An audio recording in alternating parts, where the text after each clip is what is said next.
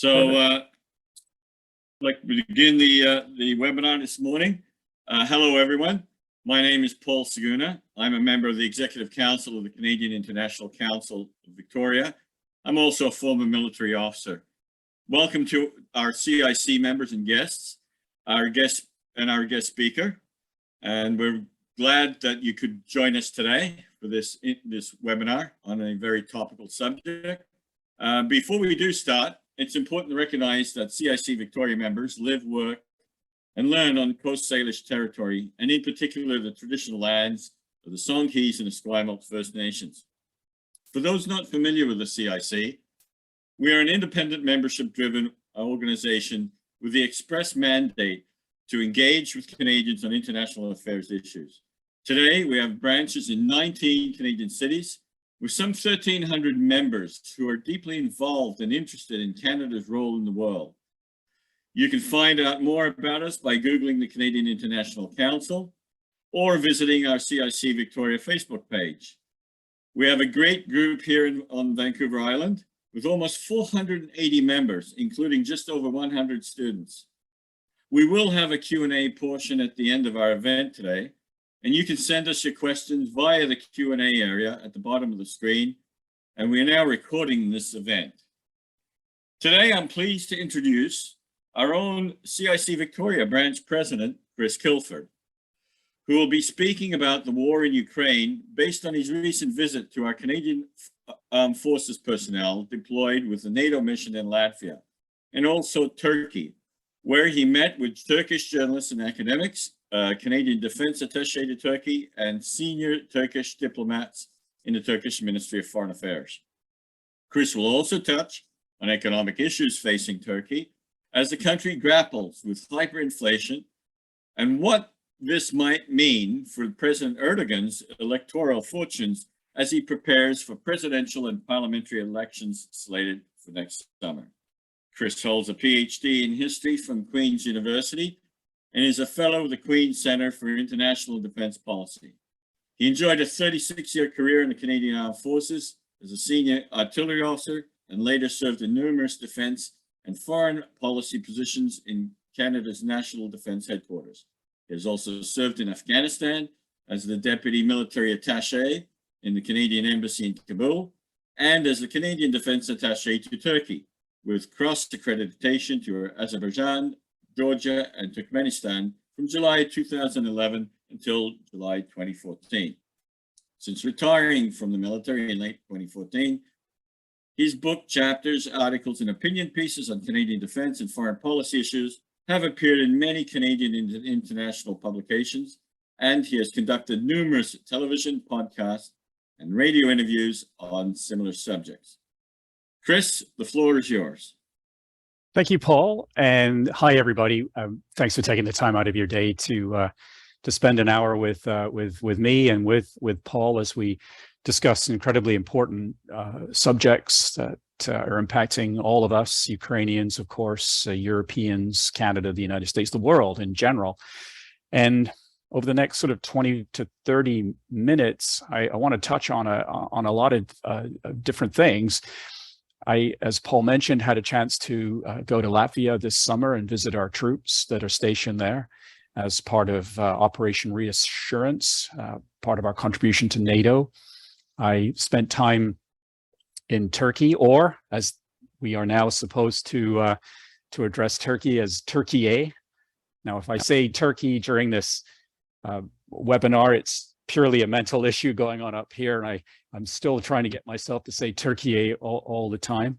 And then I'll move on to Ukraine as well. And when it comes to Ukraine, I'll mention a few things. There's so much to discuss. We don't have the time for all of it today, but I want to talk a little bit about President Zelensky, of course, about President Putin and what's happening in Russia, the impact on Canada, and perhaps what's next. I'm sure there's plenty for the Q&A, and I always look forward to that session. So let me start off by just talking about Latvia.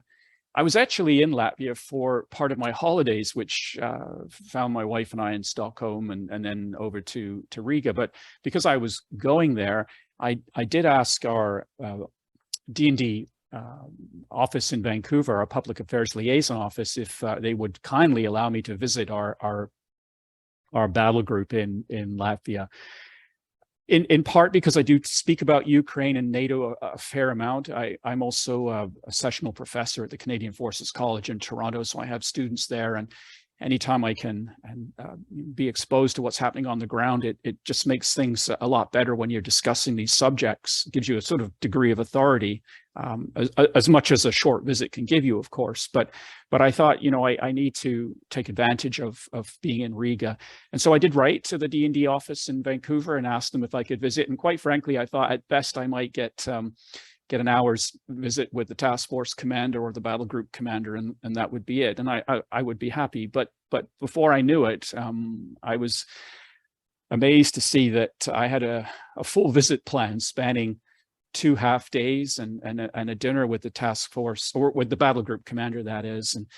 And some folks have said to me, well, they can't get that many visitors, so that's why they were so happy to see you. And that's really not true. They do have a lot of visitors, and I was just amazed that they took the time out to allow me to go and visit.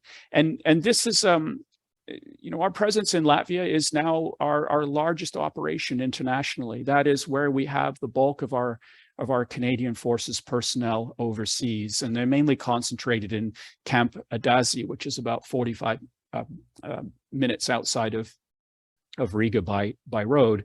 And they are the core of this enhanced battle group of about 1,200 soldiers. So we have close to 600 or so, and the other 600 are coming from about 10 other different NATO nations. The second in command of the Canadian-led battle group is a Spanish major, and it's one of 4 battle groups that you'll find in the Baltics and in Poland, and of course the one in Latvia is led by Canada. And it's a pretty significant presence when you think about it. It in the past has been described as a tripwire that wouldn't last very long if the Russians were to attempt to invade the Baltics, invade Latvia. But I have to say, for a battle group, it is heavily armed, and it's one heck of a tripwire. And I was so impressed to see our soldiers there on the ground leading this organization. And I came away thinking to myself that what a great little military we do have. We have always had, and we still do. And I was reminded of the Cold War, the original Cold War, because for those of you that served in the military, you would have, we were in Germany and France and a number of bases. But if you go back to the 80s and so forth, for those of us that were in Lahr or Baden-Solingen, Lahr is 2,500 kilometers by road to Moscow. Camp Adazi in Latvia is about 900 kilometers away. And for me, it was like we'd picked up Lahr and we just moved it closer to Moscow. And it's a location where the battle group trains all the time. Our soldiers that are part of that organization rotate on a 6-month basis. And I have to say that looks like it's one big strain on the military. And I sense moving forward that we will have a more permanent presence in Latvia. And the intent by NATO is to expand the battle group to a brigade-size organization, tripling the size of it, quadrupling the size.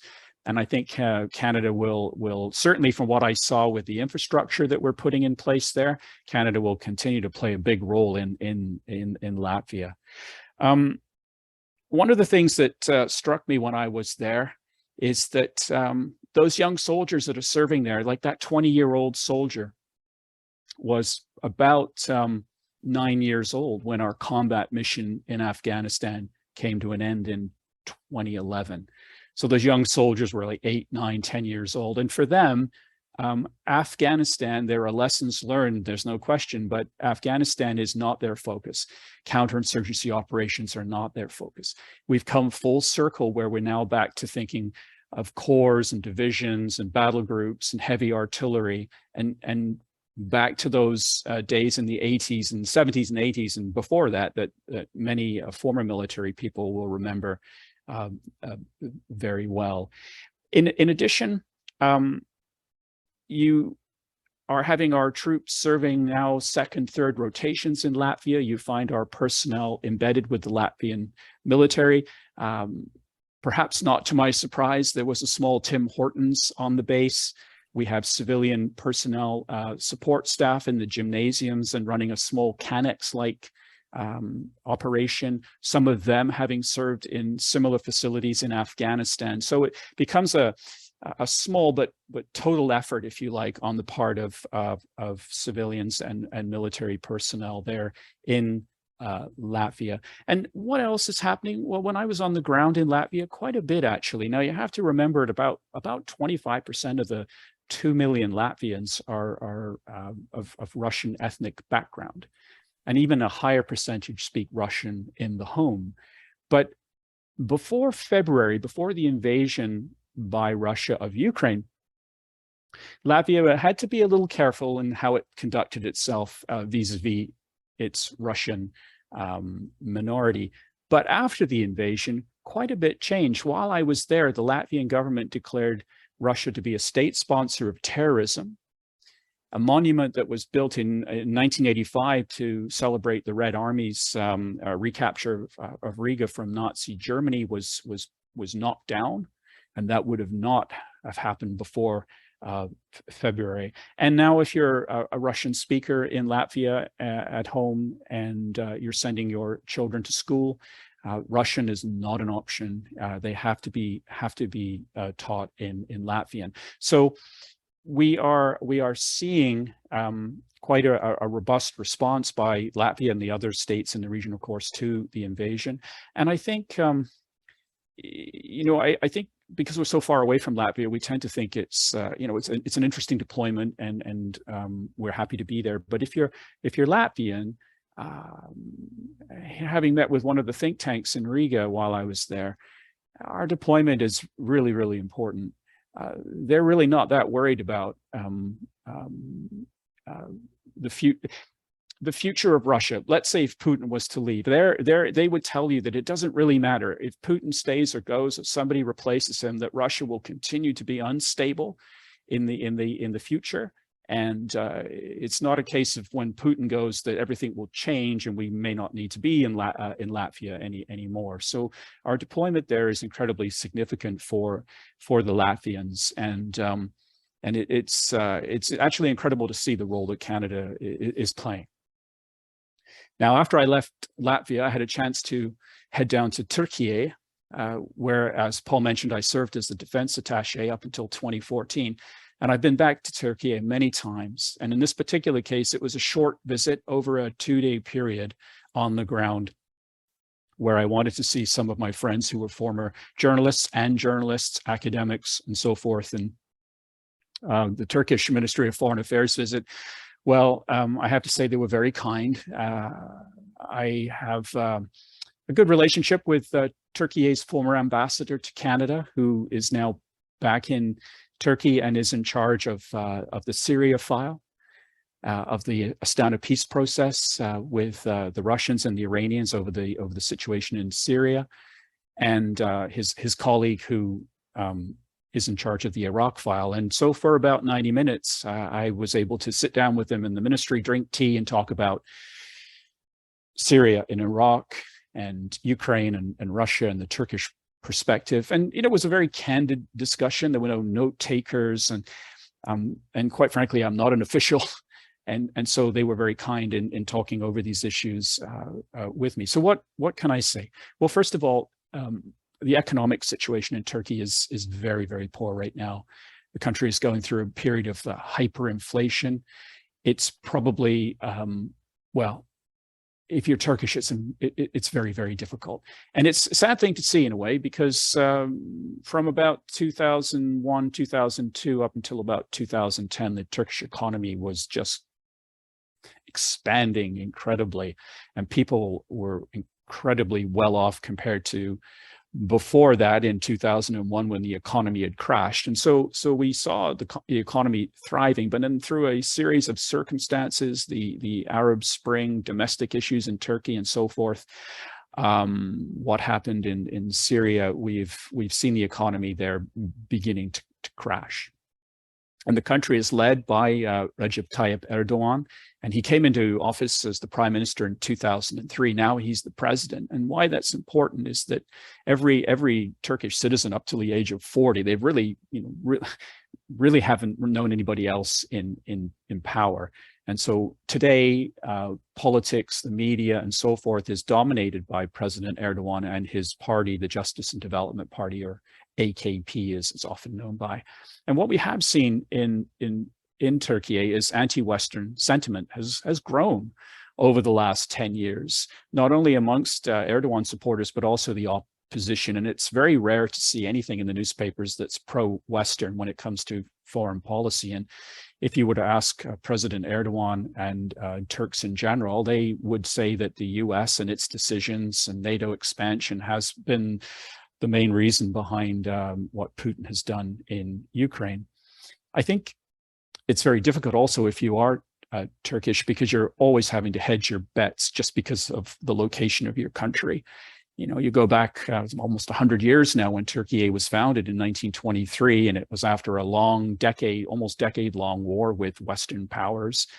It stayed neutral in the Second World War right up until the very end. It was pro-US and joined NATO in 1952 when Russia was threatening Turkiye, but then anti-US starting in about 1964 when the United States was not pleased with the way Ankara was positioning itself over Cyprus. So it sort of swings back and forth. But certainly since the Iraq invasion by the US in 2003, anti-Western Turkish politicians have had ample material to work with.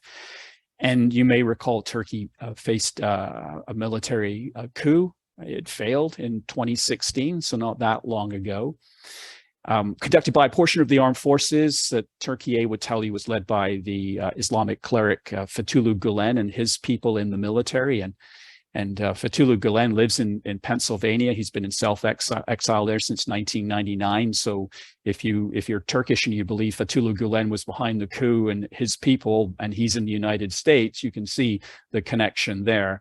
And then you get cases like in Canada, where since the attempted coup, we've given 7,000 Turks political asylum, and not all of them are Gulen members, that's for sure.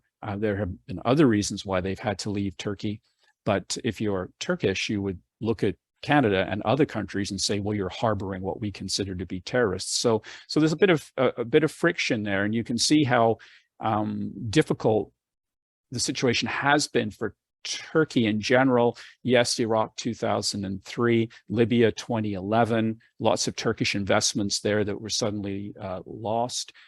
Syria, the attempt to topple Assad in 2012, of course, that caused a huge influx of refugees into Turkey, some 4 million right now. And the attempted coup in 2016. Well, I think you get the picture. It is it makes our political situation look pretty calm over here at the end of the day. And so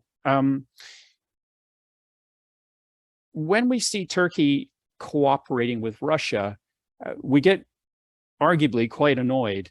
But I think you have to look at that relationship and realize that it's always very, very difficult. And yes, it may appear that Turkey and Russia are walking in tandem together, especially over Ukraine and perhaps before. But let's look at that situation. You have to remember back in 2015, the Turkish military shot down a Russian fighter jet. That caused big problems between Russia and Turkey. And then in December 2016, the Russian ambassador, Andrei Karlov, was at an art exhibition in Ankara. It was live on television, and an off-duty policeman assassinated the Russian ambassador on live television. Can you imagine that? And then in 2020, in February 2020, at least 33 Turkish soldiers were killed by Syrian airstrikes in Idlib. 38 or so were wounded. It caused a tremendous rift between Moscow and Ankara because, of course, the Syrian military is backed by Russia.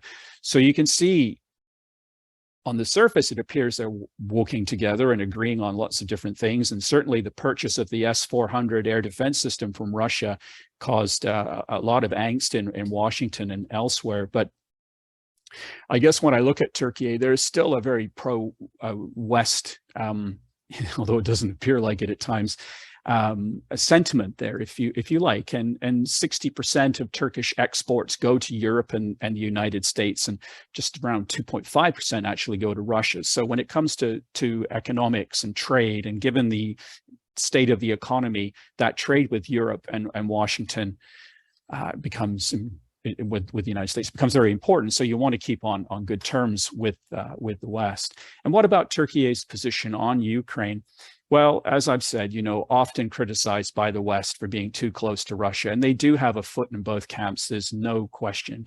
But if you're Turkish, you will argue that adopting the policies that you have allows you to be that interlocutor that people are looking for between Ukraine and Russia in this particular case. And Turkey would tell you that, of course, the initiative for the safe transportation of grain and foodstuffs from Ukrainian ports, it was an agreement that Turkey facilitated so that we have Ukrainian grain now flowing through the Black Sea and out to international markets. And within days of Russia's invasion of Ukraine, Turkey defined the conflict as a war. And under the Montreux Convention, they closed the Bosphorus to military traffic. And that caused the Russians a bit of grief because ships couldn't transit from the Mediterranean into the Black Sea if the Black Sea was not their home ports. And Russia relies on that movement to resupply their folks in Syria. So that happened. Turkey also banned Russian military and civilian flights from operating in its airspace. That upset the Russians a great deal because it now meant they had to fly a very circuitous route to get around into Syria. And we know that Turkey's Bayraktar drones played a significant role in stopping the Russian forces, drones that were sold to Ukraine before the conflict and are being sold now. I think also for Turkey, they have a lot of concerns with what's happening in Syria over the whole Russian invasion, because Russia has been stripping out its people and its assets, which then potentially leads to Syria becoming further destabilized, allowing Iran to increase its influence and so on. So they are also concerned about Russia not abandoning Syria, but definitely decreasing their presence. And we know right now that another effort is being planned by Turkey to try to bring President Zelensky and President Putin together to find some way forward over this entire conflict. So Turkey would argue that they are straddling the middle ground, and it's to our benefit, but I'm under no illusions as to the West's position, because of course Turkey is making up many of the it's breaking sanctions, it's providing food and whatnot to Russia, it's allowing Russian tourists to come into Turkey, and so this facilitates Russia's war efforts. And so on the one hand, we're thankful to Turkey for doing what it has done, but on the other hand, quite annoyed by how they are assisting Russia in the ways I've mentioned. And as to the war itself in Ukraine, well, it has been about 7 months now. And it's surprising to see how back in February, we all, I think, thought that when that war began, that it would be over quickly. Certainly, if you didn't think that, President Putin did. And it took about a month or two for the West, I think, to realize that Ukraine was putting up a stiff resistance, and it reached a tipping point where the West got fully in behind Ukraine because they saw that the Ukrainians were willing to fight, and that was key. And I think also key to what we have seen is President Zelensky, and here's a young man in his early 40s with a law degree that went into the world of acting, and had his television show, his comedy television show, Servant of the People, where he plays this university or a high school teacher, I should say, that's captured on film by one of his students as he's railing against corruption in the Ukrainian government. And in the show, he goes on to become the president. And then in a case of life imitating art, he actually becomes the president of Ukraine in 2019. And I think because of his media background, he has been nothing short of brilliant in his outreach, especially to Western audiences. He has galvanized public support in the West, and he has a certain charisma about him. And I look at the whole situation right now, and I think those that study information warfare, for example, will be looking at this as a case study for that for decades to come. I think he's really been key to what we have been seeing. Yes, the ability of the Ukrainians to fight back, certainly, but without that leadership, I don't know how it would have really played out. And then on the other side, we have President Putin. And I think we all regarded him as very shrewd and very clever, the way he inserted himself into Syria, for example, in late 2015. Propping up the Assad government. And at that point, it was a fait accompli for the West. We sort of said, okay, well, fine. And I'm sure he thought it would be the same in Ukraine. And I read a quote that somebody else had provided, and it's from Ernest Hemingway's 1926 novel, The Sun Always Rises. And in it, one of the characters, Bill, asks Mike Campbell, how did you go bankrupt? And Mike responds, well, in two ways. Gradually, and then suddenly. And I think this absolutely applies to the situation we've been seeing in Russia with President Putin. How did you go bankrupt? Well, it's been building over the last 7 months, and now all of a sudden it seems to be, at least on the surface, falling apart for Russia. And I think and those watching here today, I'm sure you know this anyway, what Putin has done, of course, is he's galvanized NATO and the European Union. We've seen Germany embark on a program of ambitious defense renewal because of his actions in Ukraine. Finland and Sweden will be joining NATO, despite the objections of Turkiye, but they will be joining, I'm sure. And at home, as you've been watching, I'm sure there is mounting opposition to the call up that President Putin has introduced, looking for another 300,000 soldiers to take the place of the some 70 to 80,000 killed and wounded that Russia has suffered since this conflict began. And while we've seen this partial mobilization in Russia, it's come with a number of interesting new rules from the State Duma. If you mutiny in the Russian military, if you use violence against a superior, these new rules provide for harsh punishments. And so you can see already that the State Duma knows fully well that this call for the call up of reserves is not going to go over well, so they're prepared for it. And this is not the sort of military that you would want to send into any sort of action anywhere. If you have to have these rules in place. And I think what we're also seeing in Russia is not only some small protests initially against the war, but even those now that were supporting Putin and his efforts in Ukraine are saying, well, you've actually not done enough. So now he's getting criticism from all areas in Russian society.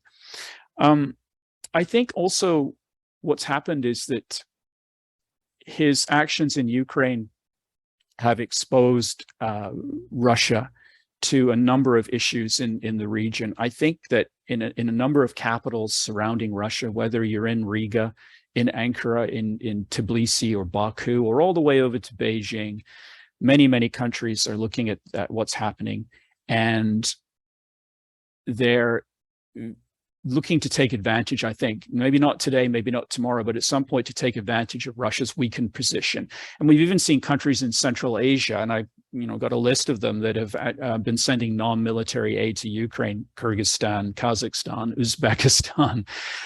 You'd have to worry about that sort of thing if you were in Moscow. So I think the entire strategic terrain in the region is also changing.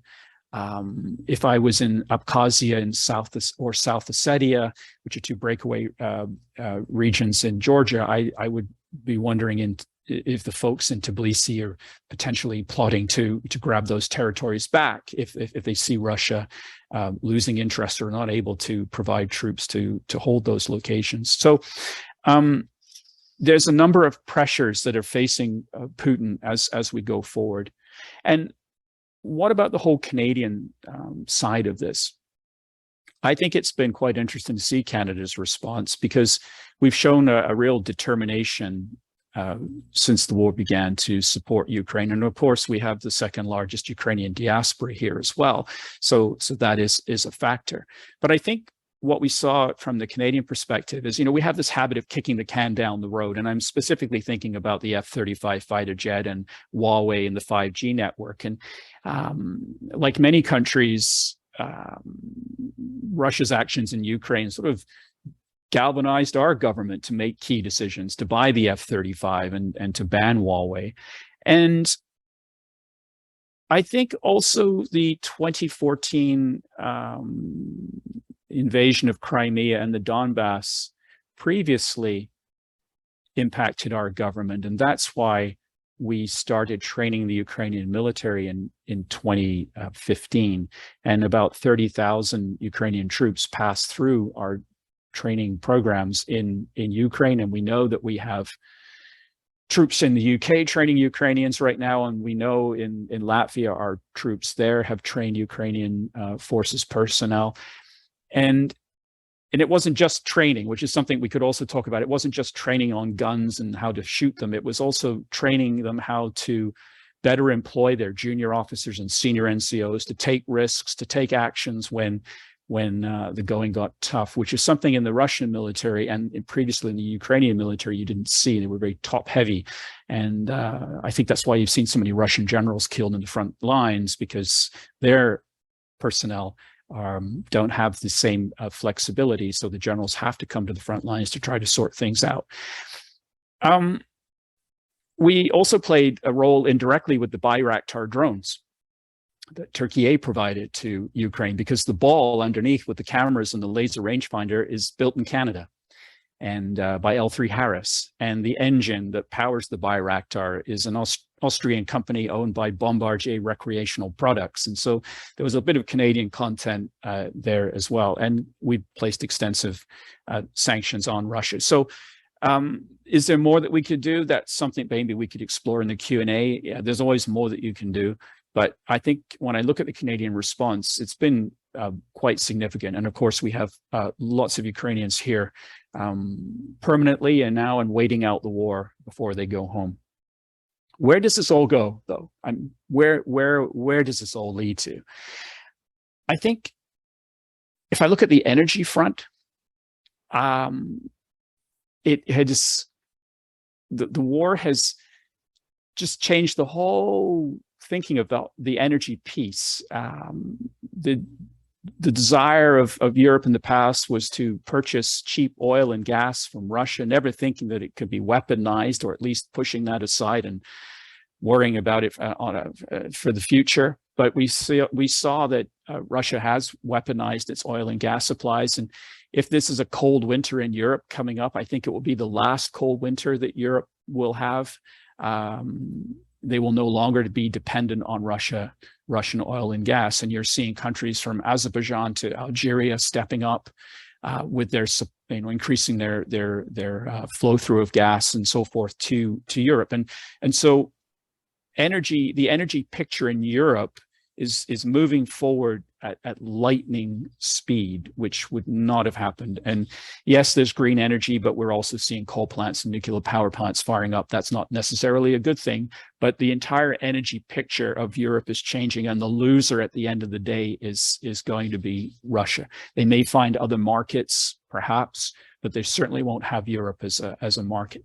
And as I've said, capitals from Riga to Beijing are watching what's happening in Moscow very, very closely. And let's be clear, this is geopolitics, realpolitik. They will be looking to take advantage of the situation as best they can.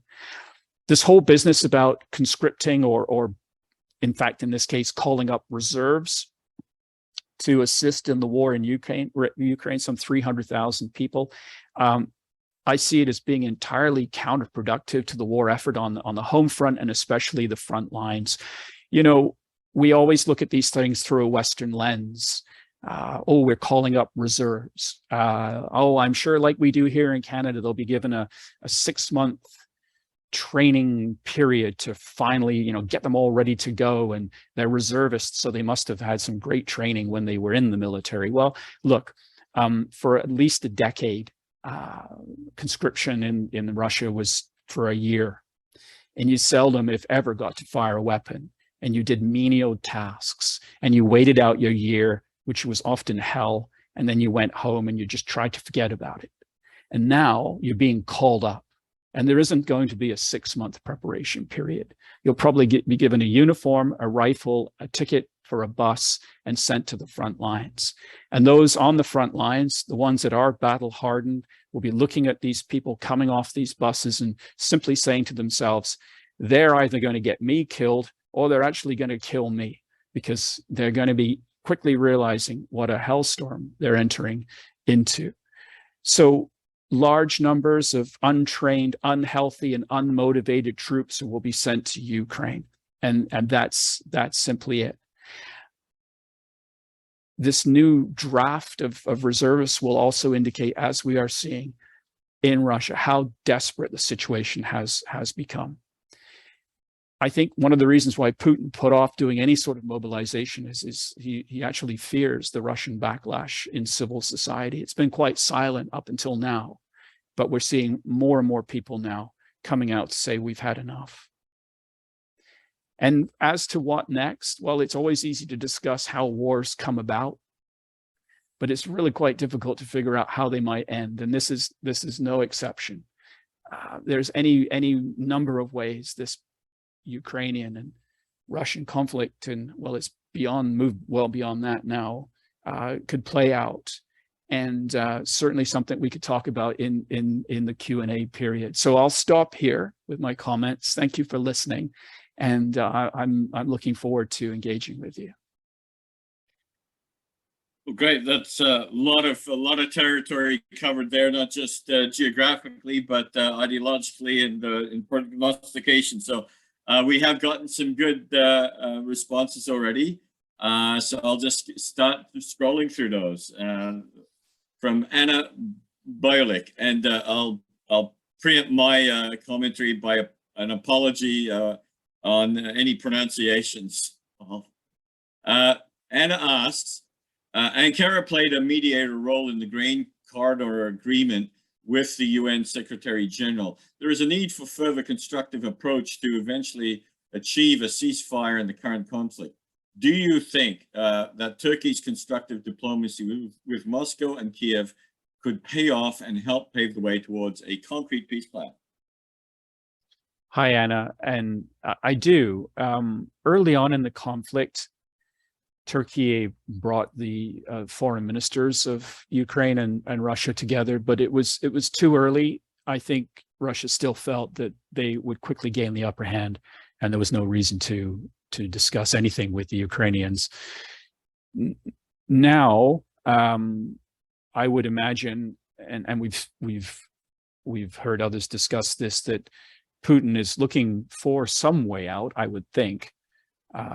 He's in this awful situation of having to double down and double down and double down again, and I don't know how long that can go on.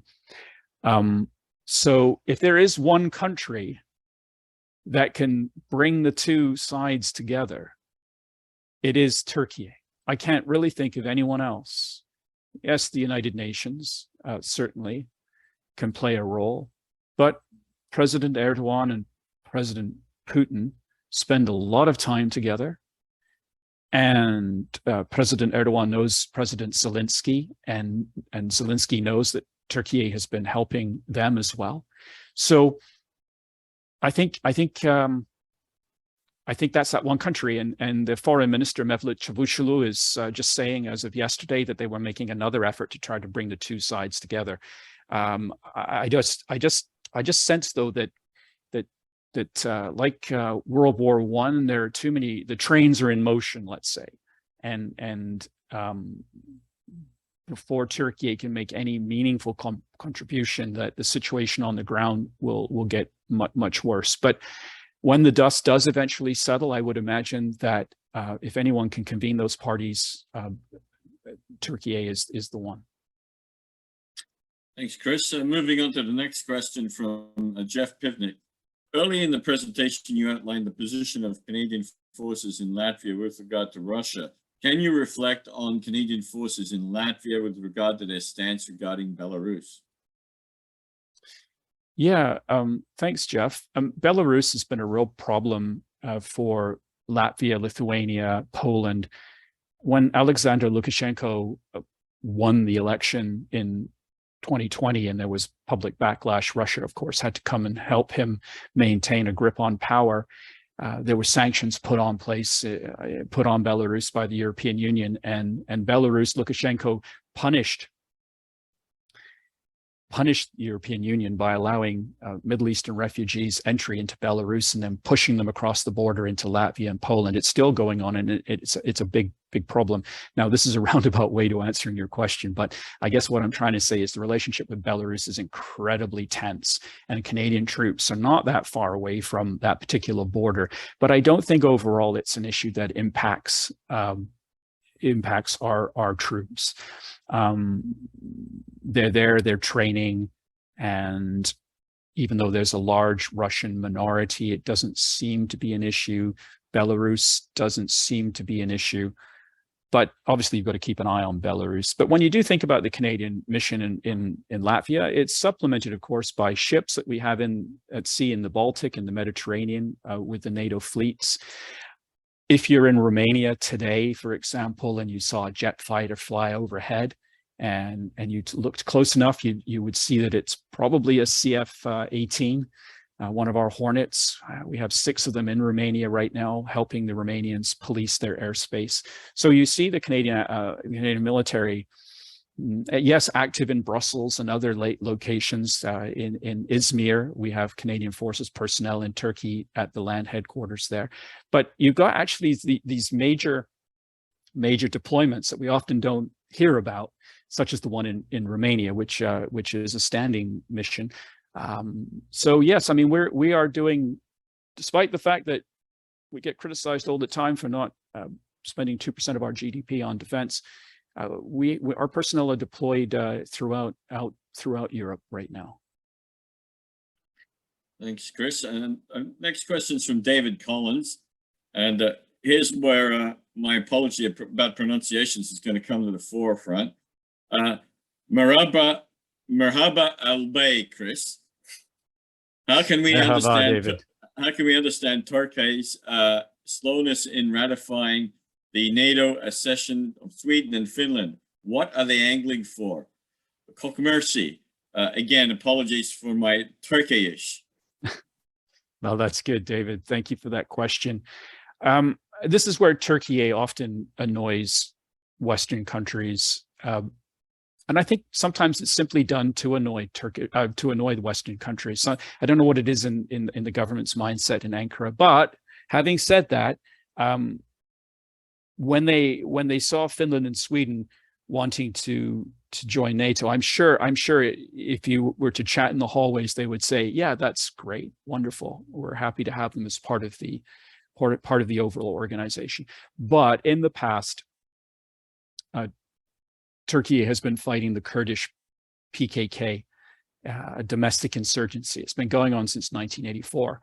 And at times the violence has been incredible, 2015 in particular.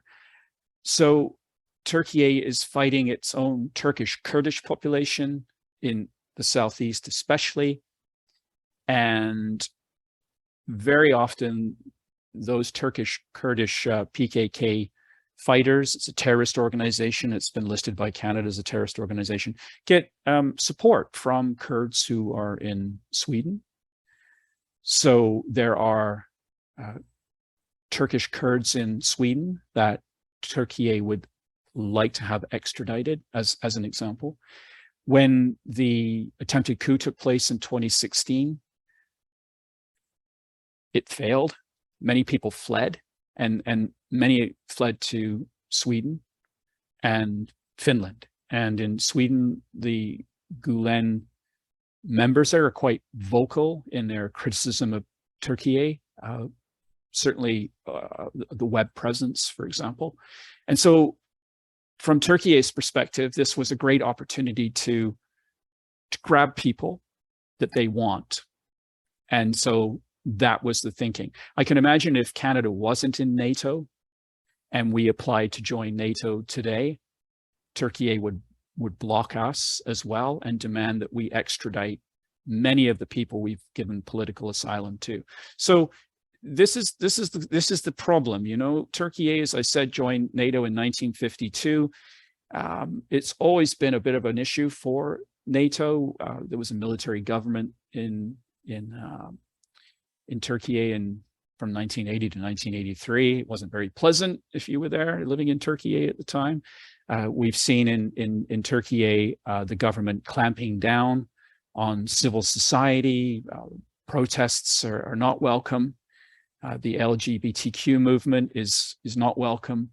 And so life there has been very difficult. And so quite often in the West, there's not a lot of sympathy for the current government in Turkiye either. So these are also things that play out. Nevertheless, Turkiye is still a democracy, warts and all. And we saw in 2019, in elections there, all the major cities went over to the opposition, because in the cities, politics is like the national level. So political parties fight over the cities, unlike here.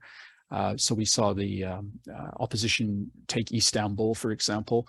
So the opposition in Turkiye is still there. It's still active, but you know, having said that they won the cities in 2019, it's very divided. And so I think Erdogan, looking at the elections coming up in 2023, incredibly important. It's the 100th anniversary of the Turkish Republic, is hoping to win, realizing that it's actually very difficult right now. His base is shrinking. And I think one of the saving graces potentially for him is the divisions amongst the Turkish opposition. The next question is from Peter Kohlblater, and it's basically, he would like you to comment on the Western reluctance to supply long-range ammunition to the Ukrainians. Right. There has been a reluctance, but on the other hand, countries have handed over their 777 artillery pieces like we did. We handed 4 over. I think the United States gave 90. Australia gave some as well. The United States gave their HIMARS missile systems, the long surface-to-surface missiles to Ukraine. Other countries have given similar systems. I think, to answer your question, what we're seeing is there's a reluctance to give Ukraine longer range missiles that could potentially strike inside Russia, which would then, of course, give the Russians ample reason to strike back even more so than they are now. So that's been the real reluctance. It's been a graduated response over the months in the way in which supplies have been entering Ukraine. And it's been very tough on the Ukrainians because they are getting weaponry from all sorts of different countries. And Paul knows, and folks in the military who are listening today know that it's, you know, having one tank or one type of artillery piece is fine. But if you're giving me 5 or 6 different varieties of each one, training and resupplying and all of that, it just complicates things. And so we know that there's tremendous efforts by countries like Canada and others to supply equipment, to train Ukrainians on the equipment, to sort out the supply lines and try to standardize some things. But it's another aspect of this war that folks often don't think about. It's wonderful to give this equipment, but people have to be trained on it. They have to know how to use it. And to come back to your question, Peter, yeah, there's a reluctance to give Ukraine really, really long-range weapons at this particular time. I think it would be incredibly counterproductive for Ukraine to strike targets inside Russia. Now, there have been a few things that we've seen, and there's been a few denials, etc., where things have blown up inside Russia, but we don't don't think the West would want to see things go that way. Our next question is from Amar El Nakadi, and Amar asks, regarding Latvia, when Russia invaded Ukraine, Germany appeared shocked and unprepared for the consequences. Did your time in Latvia give you any insights on whether Latvians were simply caught off guard by the Russian invasion, or was it simply a matter of time in their eyes? I think we were all caught off guard. Perhaps the Americans, well, certainly the American intelligence services were saying that something might be up. But when it actually happened, I think we were all caught off guard. I think in the West, yes, we watched Russia enter Crimea in 2014 and the Donbass, but those were areas heavily populated by ethnic Russians, Russian speakers. There wasn't a lot of pushback amongst the local population. But then to extend things, as we saw, we know Russia invaded Georgia for a few weeks in 2008. But to see them enter into Ukraine the way they did, I think it caught a lot of people off guard. But then again, if I look at the Baltics in particular, and the Eastern European countries have been saying for a very long time that you simply can't trust. You can't trust Moscow. Maybe Hungary is the outlier in this particular case, but certainly in the Baltics, if you go to the War Museum, I spent probably half a day in their War Museum.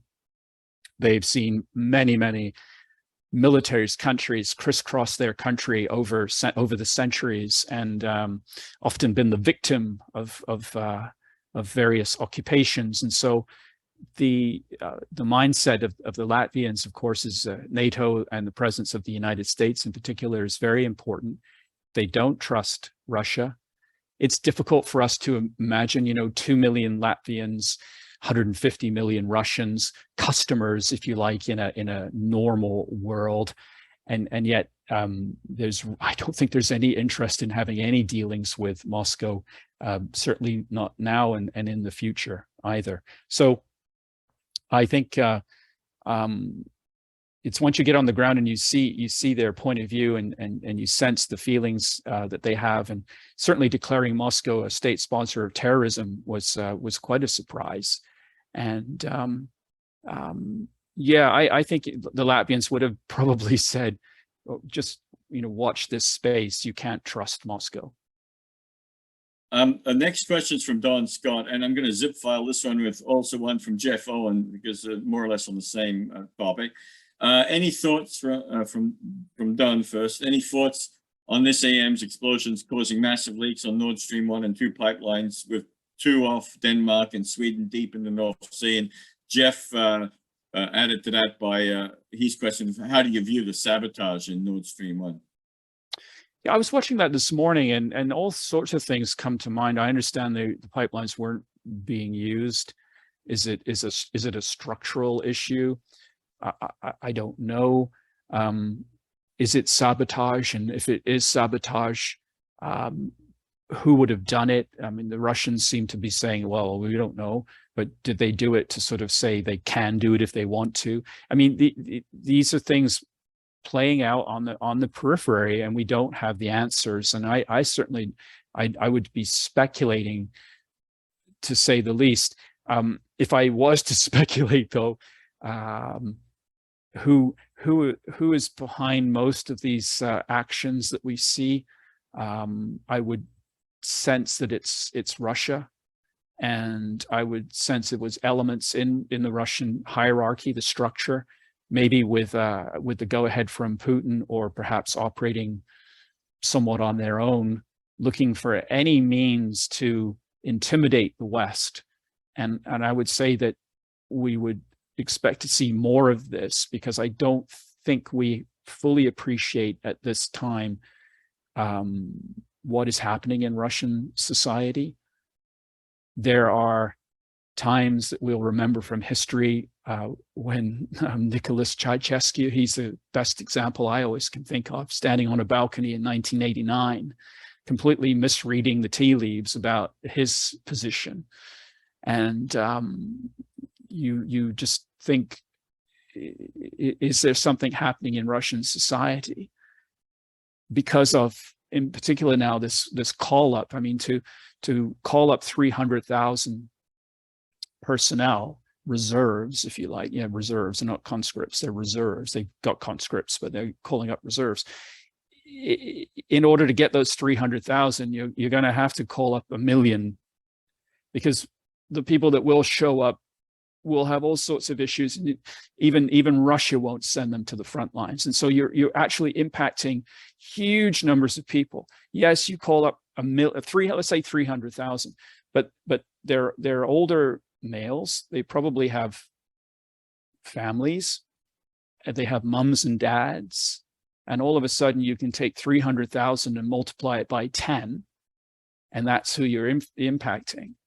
And all the people that have been leaving, let's face it, all the people that are leaving have the means to do so, I would suspect. They can camp out in other countries for a year or so. So who actually are the 300,000 at the end of the day? Sadly, the poor, the poorly educated, they're the ones that will be tossed onto buses and sent to the front lines. I mean, this is simply a massive disaster happening within Russian society. Don also asked, what's the chance that satellite states in the south, like Georgia and the Stans, will revolt to kick out the Russians, and their influence when Russia's ability to respond is restrained? And what would Turkey's response be? The same with Belarus, whose government is dependent upon Russian might. And what about Kaliningrad and even St. Petersburg? Is there any chance that they will develop separatist movements? Yeah, Don, that's a great question. And I sort of covered it in a sense, but I think if you're Alexander Lukashenko in Belarus, you'd be worried. Transnistria, South Ossetia, Abkhazia, Azerbaijan. We know that Azerbaijan and Armenia, that conflict has flared up. It flared up in 2020. Armenia is very, very dependent on Russian support, the troop presence there. Azerbaijan may think that they can complete the military operation that they started in 2020 entirely, recapturing all of the territory they lost and finally gaining complete control of Nagorno-Karabakh. So countries would be thinking this and looking for opportunities. That is the way that part of the world is at this point. So I mean, this will not be over at any time soon. So yes, I mean, Don, I can just say, yeah, we're going to see a lot of spillover effects. Now, we're coming up on time, but I see we've still got 40 participants there. So before we put the ship in slow ahead, would like to suggest that maybe we can just finish the last two questions. Yeah, sure. Yeah. So Leslie Walsh asks, you mentioned the Turkiye restrictions on Russian warships traveling through the Bosphorus. The only ships based in the Black Sea can traverse this strait.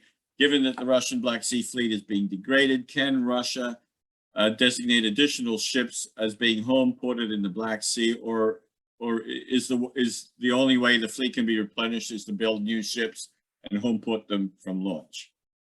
Yeah, so that's a great question, and Turkiye has blocked ships attempting to enter the Black Sea that are not home ported in the Black Sea. So they've let, I think there was a group of 4 ships, and I think one was let through, and the other 3 were told to, sail off and go somewhere else. So yes, building ships in the Black Sea would be the only way to do it, but I doubt very much if the Russian economy and situation would ever allow them to do that. And it would take a couple of years, right, for a warship to be constructed. So and I think what's really key in a lot of this, the Russian economy is smaller, and I know GDP is not everything, but the Russian economy is smaller than Canada's. So let that settle in for a second. The Russian GDP is smaller than ours. And so being able to sustain this war becomes, well, how do you do this? Yes, you can sell your oil to India and to China at discounted rates, and so you'll still get money flowing into the system. But you can imagine the strain that it starts to have, and it doesn't happen overnight. It doesn't happen in 6 months. it takes a year. You're constantly trying to adjust if you're in Moscow to all of these sorts of things, but it starts to chip away at everything. So on the Black Sea side of the house, so yes, I mean, there was a time when we said that the Black Sea would become a Russian lake and it would all be theirs. But look at the losses they've suffered.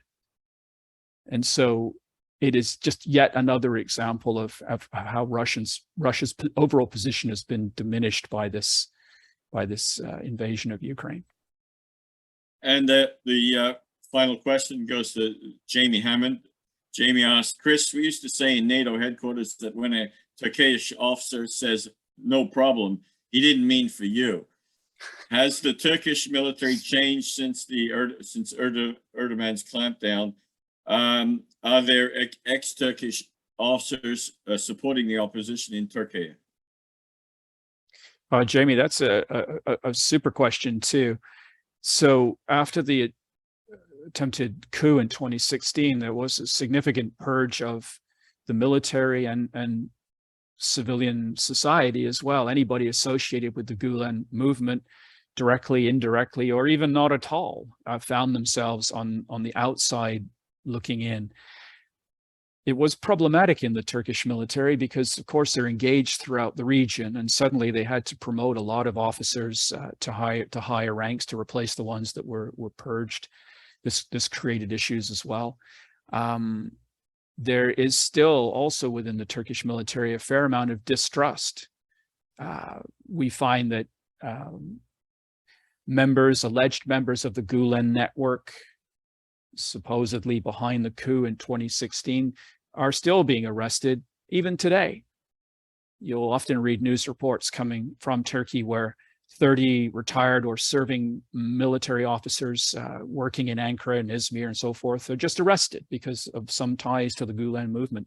So it's a military, I think, that's psychologically under a tremendous amount of strain, operationally as well, because Turkish troops are in Syria, they're in Iraq, Azerbaijan, and so forth. I have to say how they actually do their job on a day-to-day basis with all of the strains that they are under is a mystery to me.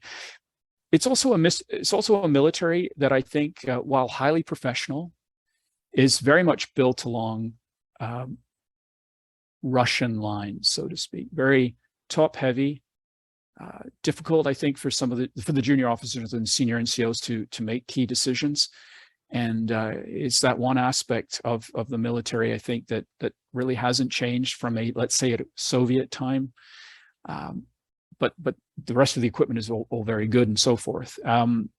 Yes, so it's I could tell you more, but maybe we'll save that for a coffee at some point. Well, I think we'll wrap up the questions there, and that we've covered them all. And I see some complimentary comments coming on, and thanking for a very interesting presentation. And I think I can certainly speak for all of us on that regard. And thank you for the participation with some very interesting questions. I might just use this last bit for a little commercial for what's coming up in future. Next events, we'll have a Politics in the Pub on international supply chain issues next week. And CIC Victoria members will have received a poster for this event. And we'll have more news about upcoming events in a week or so. And thank you, Chris. And on behalf of everyone who participated, thanks for a great session. Thanks, everybody. Thanks, Paul. Take care.